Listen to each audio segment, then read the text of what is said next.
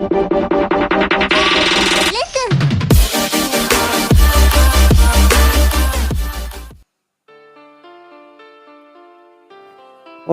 Doctor और nurse वहाँ से चला जाता है।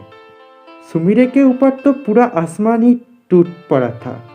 सुमीरे के लिए तो उनके मित्सुओ ही सब कुछ था। वो तो एक दिन भी मित्सुओ के बिना नहीं गुजर पाएंगे। सुमीरे आईसीयू के अंदर जाता है और देखता है मित्सुओ बेड पर लेटा हुआ है और वो पूरा कपड़े से ढका हुआ है। सुमीरे मित्सुओ के पास जाता है और मित्सुओ को बॉडी को कसकर पकड़ लेता है। सुमीरे ऐसे बिहेव कर रहा था कि उसके दिमाग के संतुलन खो गया है। सुमीरे तो मित्सुओ के लिए पागल था। सुमीरे जोर जोर से चिल्लाता है मित्सुओ बोलकर, और सुमीरे मित्सुओ के चेस्ट के ऊपर ही अपना सिर रखकर रो रहा था। और तभी सुमीरे के कंधे पर कोई हाथ रखता है। सुमीरे को बोलता है, आप इतना रो मत, पापा बिल्कुल ठीक हो गया है और आपके वजह से ही पापा ठीक हो पाया। सुमीरे पीछे मुड़ता है और सुमीरे पीछे मुड़कर देखता है कि पीछे मित्सुरो है। मित्सुरो एक छोटे से स्माइल देता है सुमीरे के तरफ। सुमीरे फिर मित्सुओ के तरफ देखता है तो सुमीरे देखता है मित्सुओ के पल्स चल रहा था। सुमीरे बहुत ही खुश होता है और उनके आंखों से तो आंसू आ रहा था, लेकिन वो था खुशी के। पाको मित्सुओ को फिर से पकड़ लेता है कसकर। मित्सुओ तब बोलता है, पाको मैं परमानेंट सेट नहीं पहना हुआ हूँ और तुम अपना परमानेंट की पावर यूज़ कर रहे हो। पाको बोलता है, ओह सॉरी, मुझे माफ़ करना, मैं भूल गया था। और तीनों ही खुश था और हंसी मजाक कर रहा था कुछ देर बाद डॉक्टर आकर देखता है और डॉक्टर तो एकदम चौंक जाता है। डॉक्टर बोलता है, ये कैसे हुआ, ये तो एकदम इम्पॉसिबल था, क्योंकि मित्सुओ पूरी तरह ठीक हो चुका था, लगभग पूरे तरह। जिस पेशेंट को डॉक्टर मुर्दा बोल दिया था वो जिंदा हो गया है। डॉक्टर बोलता है, ये मेडिकल साइंस पर पहली बार हुआ है, कोई भी मरा हुआ इंसान जिंदा हो गया है। और सभी मित्सुओ को लेकर घर आता है और मित्सुओ को बेड पर लेटा देता है मित्सुरो ने। और कुछ देर बाद मित्सुओ को नींद भी आ जाता है। तभी पाको मित्सुरो के पूछता है, यह पर हो क्या रहा है और तुम मित्सुओ को क्यों पापा बोल रहे हो? तभी मित्सुरो सारे बात पाको को बोलता है कि फ्यूचर में बर्ड प्लैनेट और डेमन प्लैनेट के बीच में एक वायर होगा और उस वायर पर बर्ड प्लैनेट जीत जाएगा, वो भी सिर्फ पापा के वजह से। पापा ने ही डेमन प्लैनेट का लीडर को मार देता है और इसलिए ही डेमन किंग के बेटी मायरा मेरा पापा को मारकर बदला लेना चाहता है।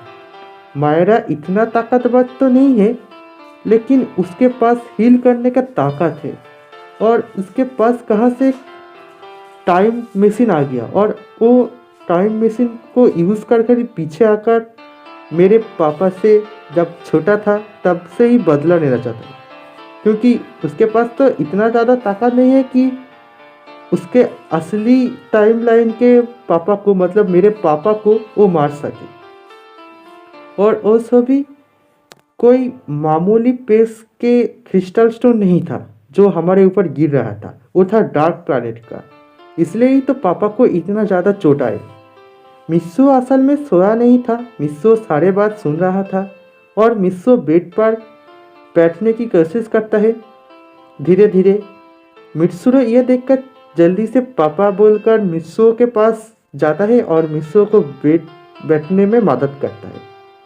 मित्सुओ तो लगभग पूरी तरह ठीक हो चुका था, लेकिन अभी भी कुछ जगह पर उसका दर्द हो रहा था। मित्सुओ बोलता है, पापा आप कैसे हो अब? मित्सुओ बोलता है, हाँ मैं ठीक हूँ। और मित्सुरो, तुम मुझे पापा मत बुलाओ, मुझे शर्म आ रहा है, तुम मुझे मित्सुओ ही बुलाओ। फिर मित्सुओ पयान बूबी पाको को अपना अपना घर जाने के लिए बोलता है। पाको तो जाना नहीं चाहता था क्योंकि वो यहाँ पर ही रुककर मित्सुओ को ख्याल रखना चाहता था, लेकिन मित्सुओ पाको को भी घर भेज देता है। पायान और बूबी तो घर चला गया था, लेकिन पाको बाहर ही खड़ा था और पाको को तो अब ये जानना चाहता था कि मित्सुरो का मॉम कौन है, मतलब मित्सुओ का शादी किसके साथ हुआ है। मित्सुओ भी जानना चाहता था ये बात। मित्सुओ को खिला देता है। मित्सुओ देखता है पाको बाहर खड़ा हुआ है। मित्सुओ समझ जाता है कि पाको क्यों यहाँ पर खड़ा हुआ है। मित्सुओ देखता है बाहर पाको खड़ा है। मित्सुओ समझ जाता है कि पाको बाहर क्यों खड़ा हुआ है, क्योंकि पाको को भी जानना था कि मित्सुरो का मॉम कौन है। तो मित्सुरो को बोलता है तुम्हारे मॉम बाहर खड़ा हुआ है, देखो। मित्सुरो पीछे मुड़कर देखता है और देखता है कि बाहर पाको खड़ा हुआ है। मित्सुरो को पूछता है लेकिन आपको कैसे पता चला पाको ही मेरा मॉम है। मित्सुरो बोलता है क्योंकि तुम भी पाको के तरफ ही मेरा बहुत ही ज़्यादा केयर करते हो। शायद पाको ने ही तुम्हें मेरा केयर करने के लिए यहाँ पर भेजा है। मित्सुरो बोलता है हाँ। मित्सुरो बोलता है चलो हम दोनों एक काम करता है। मित्सुरो बोलता है ठीक है, लेकिन क्या। मित्सुरो के कान पर कुछ बोलता है और मित्सुओ बेड पर लेट जाता है और सोने के नाटक करता है। पाको मित्सुओ और मित्सुरो के बीच में क्या बात हुआ वो सुन नहीं पाता है।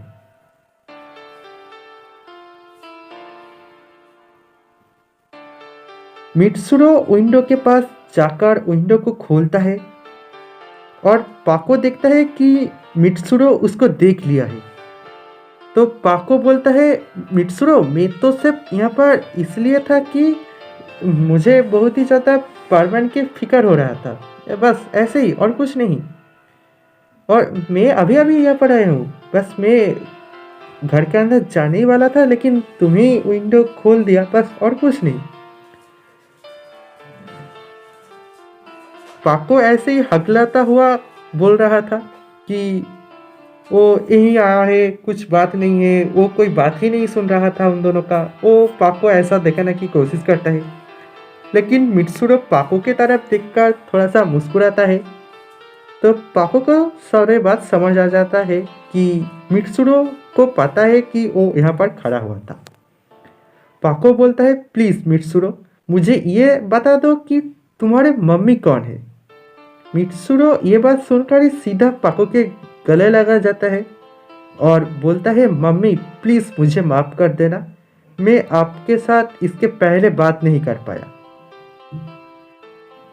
पाको ये सुनकर ही बहुत खुश होता है और अपने मन ही मन बोलता है मेरा शादी तो मित्सुओ के साथ ही होगा।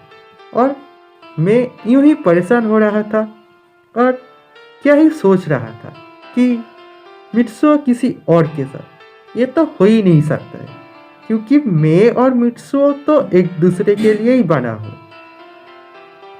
सुमिरे तो बहुत ही खुश हो रहा था और माँ और बेटे का बीच में बहुत सारे बात होता है। मित्सुओ भी ये सारे बात सुनकर बहुत खुश होता है। मित्सुरो बोलता है मॉम आप प्लीज़ यहाँ से जाइए, नहीं तो पापा उठ जाएगा। लेकिन पाको को तो जाने का मन ही नहीं था और एक ही बेड पर तीनों सो जाता है।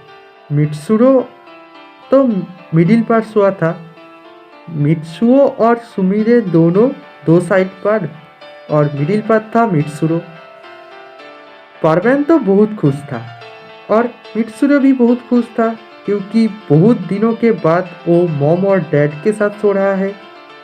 और पाको की तो पूछो ही मत, पाको तो बहुत ही ज़्यादा खुश था और पाको इतना खुश था कि वो तो सोच रहा था कि उसके सारे सपना आज सच हो गया है। वो तो एकदम हवा में उड़ रहा था। थोड़ी देर बाद सभी सो जाता है और उसके भी कुछ देर बाद अचानक मित्सुओ का नींद टूटता है। मित्सुओ देखता है पाको ठंड में कँप रहा है, तो मित्सुओ उठता है और पाको को ब्लैंकेट से ढक देता है और मित्सुओ पाको की तरफ ही देख रखता है और मित्सुओ पाको की तरफ ही देखता रहता है और मन ही मन बोलता है, ओ पाको, मेरे प्यारे पाको, तुम जैसे भी हो, मेरे लिए तुम बहुत ही अच्छे हो। मैं तुमको छोड़कर और किसी के हो ही नहीं सकता हूँ। आई लव यू पाको। और पाको को सीधा एक किस कर लेता है गाल पर। पाको तो फॉर्मल सेट पहना हुआ ही था। फिर मित्सुओ अपने जगह पर जाता है और लेट जाता है और पाको के हाथ के ऊपर अपना हाथ रखकर सो जाता है। फिर सुबह पारमैन देखता है पाको नहीं है, क्योंकि पहले ही मित्सुरो ने पाको को अपना घर भेज दिया था।